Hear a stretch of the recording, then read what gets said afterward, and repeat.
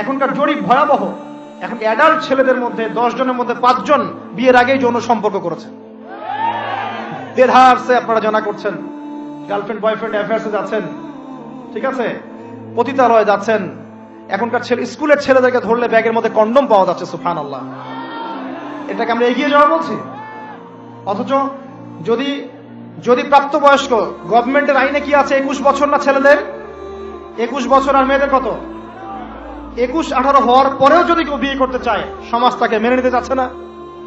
সমাজ বিয়েটাকে কঠিন করছে, জেনাকে সহজ করছে। যত বেশি বিয়েকে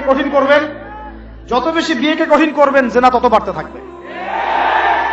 আর বিয়ের সময় দেখা যায়, মনে হয় যে মেয়ের বাবা মেয়েকে বিক্রি করছে, আর ছেলের বাবা হচ্ছে একটা মেয়ে কিনছে। মেয়ে বিক্রি করার সময় মোহর দিচ্ছে 10 লাখ, 15-20 লাখ, মেয়েটাকে বিক্রি করা হচ্ছে। আর ছেলে যে যৌতুক নিবে, এবারে নিচ্ছে 10 লাখ।